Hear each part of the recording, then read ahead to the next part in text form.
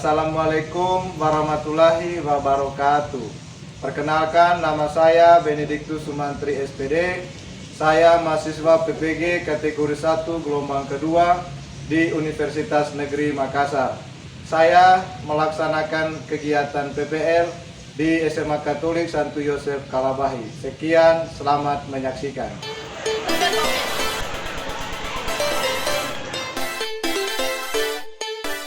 Selamat pagi.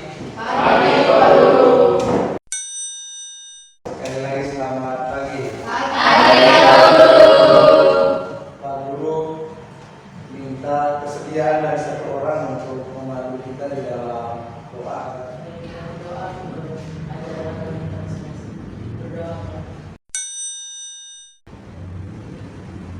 Selesai. Tio, Gideon, Ome, berarti semua hadir ya?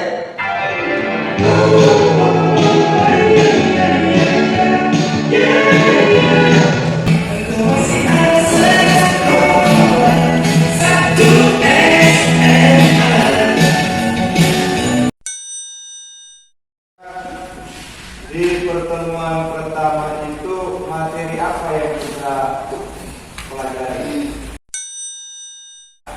Baik, pertemuan pertama kita membahas ada 4 poin, yaitu yang pertama kita membahas tentang pengertian APBN, kemudian ada yang fungsi dari APBN, kemudian ada tujuan dan juga mekanisme penyusunan APBN. Ya. Kira-kira apa sih itu pengertian dari APBN? APBN adalah rencana keuangan tahunan pemerintah negara yang disetujui oleh Dewan Perwakilan Rakyat Indonesia. Baik, betul sekali ya. Tepuk tangan. Materi yang kita pelajari hari ini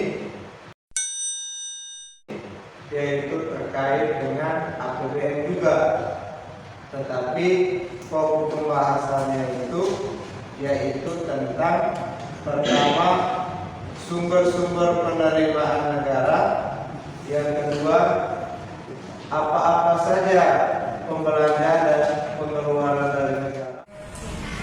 Kalian ketahui itu dari mana kan sumber penerimaan negara itu? Ada yang bisa menjawab? Pengetahuan bagian pertama dari pajak. Terus apa lagi? Dari apa? Terus apa lagi?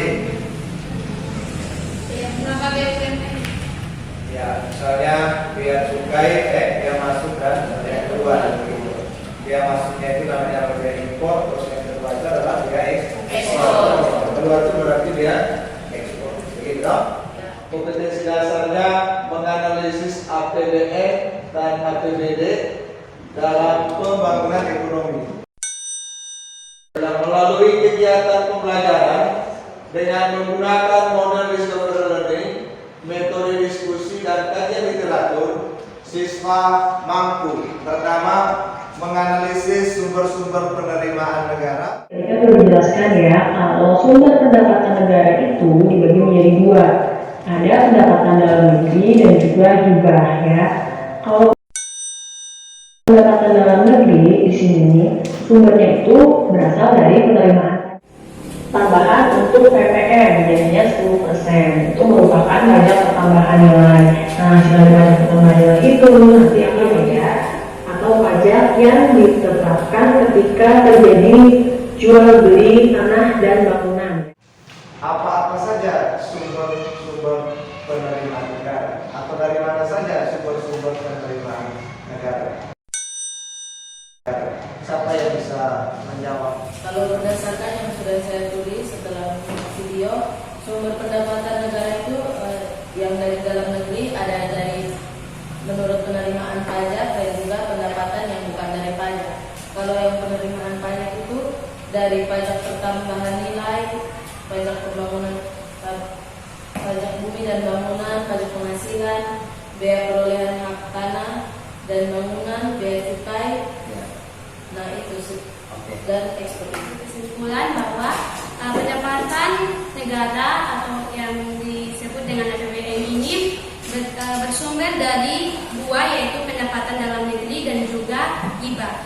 Pendapatan dalam negeri ini dibagi menjadi penerimaan pajak dan juga penerimaan negara bukan pajak atau PNBP.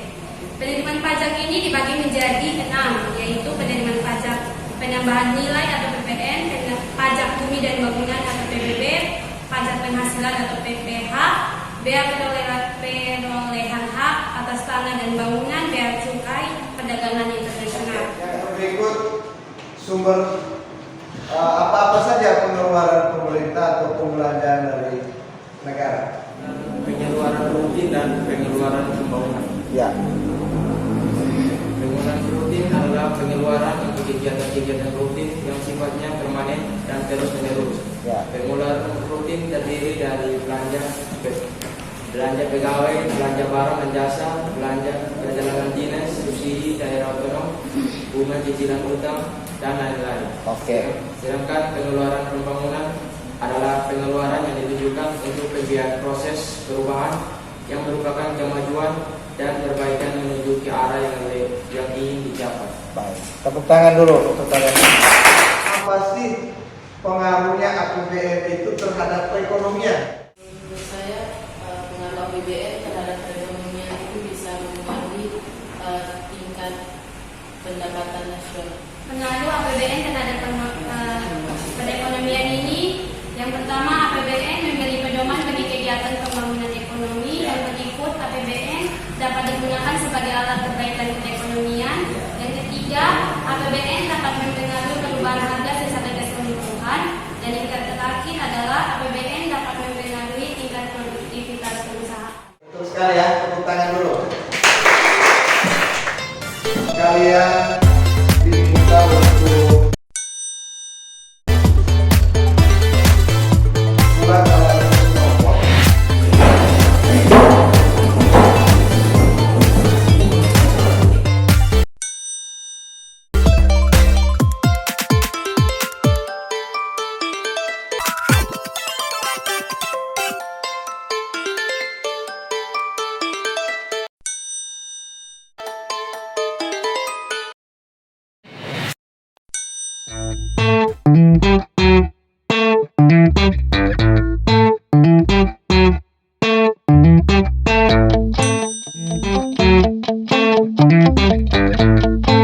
Selamat pagi Pak Guru dan teman-teman semuanya. Penerimaan perpajakan dibagi atas beberapa bagian. Yang pertama, pendapatan pajak penghasilan yang terdiri atas PPh migas dan juga PPh bumi. Kemudian dari hasil pemaparan dari kami, mungkin ada pertanyaan khusus atau kritikan dari teman-teman. Terima kasih atas kesempatan. Sini saya bertanya. Coba kalian jelaskan penerimaan pajak, perbedaan penerimaan pajak dalam dunia berkembang dan berkembangnya negara maju. Baik, di sini saya akan menjawab pertanyaan dari Tio. Dari negara-negara maju, penerimaan pajak bisa mencapai lebih dari 90% dari belanja negara atau 40% dari PDB. Terima kasih atas kesempatan bertanya kami yang sebelum kami presentasikan hasil kerja kami akan perkenalkan. Pertama, pengeluaran pemerintah pusat terbagi atas dua jenis, yaitu pengeluaran rutin dan pengeluaran pembangunan. Sekian dari hasil presentasi kami. Jika ada pertanyaan, kritikan dan saran, kami persilakan. Baik, terima kasih untuk kesempatan yang telah diberikan. Di sini saya ingin bertanya, coba kalian sebutkan contoh dari pengeluaran rutin dan juga pengeluaran pembangunan dari belanja pemerintah pusat. Pertama, ini apa? Barang, modal, belanja pegawai. Terus yang kedua untuk biaya utang dan subsidi. Dan contoh dari dana pembangunan itu yang pertama dana bagi hasil, dana bagi umum, dan dana alokasi khusus. Terima kasih untuk kesempatan yang telah diberikan bagi kelompok kami, kelompok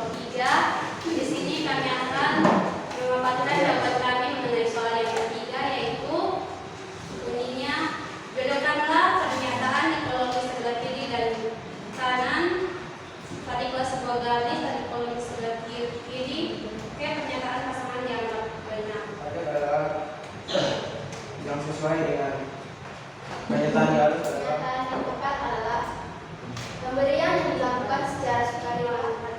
Ruang untuk bertanya kami buka. Pas. Oke, kita menyimpulkan kembali terkait dengan materi-materi yang kita sudah pelajari.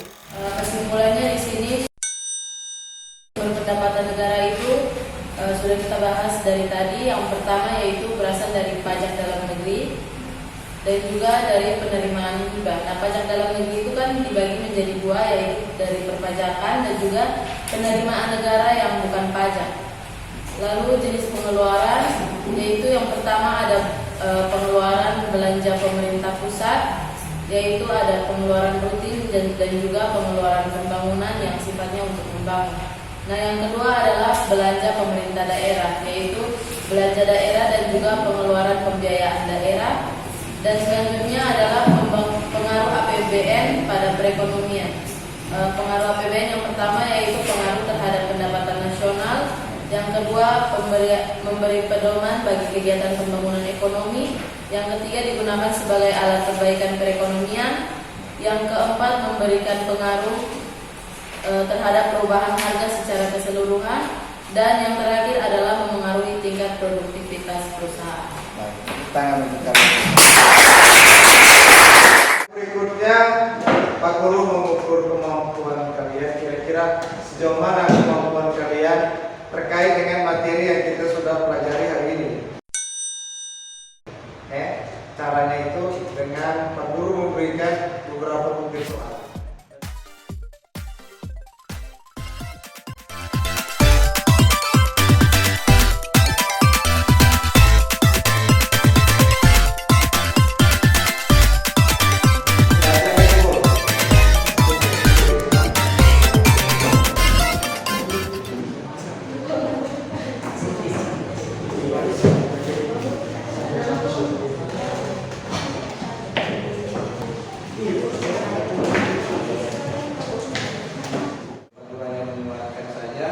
Yang perlu kamu buatkan itu terkait dengan materi yang kita pelajari itu, yang paling penting itu adalah kalian harus ketahui sumber-sumber penerimaan negara tadi itu.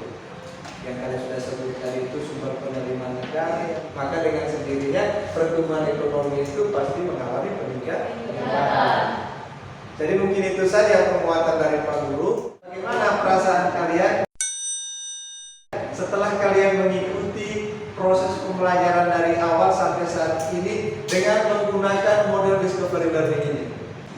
Senang atau tidak? Senang. Baik, untuk itu saya memberikan kesempatan buat kalian untuk memberikan aplaus untuk kita semua. Selanjutnya, Pak Guru menyampaikan materi untuk pembelajaran pertemuan ketiga ya. Materi yang kita pelajari nanti di pertemuan kali berikut yaitu materi tentang APBD. Materi tentang APBD yaitu materinya tentang pengertian dari APBD, terus kedua fungsi, tujuan dan mekanisme penyusunan dari APBD, terus sumber-sumber penerimaan daerah, pengeluaran daerah, dan pengaruhnya itu APBD terhadap perekonomian nasional dan perekonomian daerah. Begitu ya? Jadi itu saja. Terima kasih. Selamat pagi. Tuhan memberkati.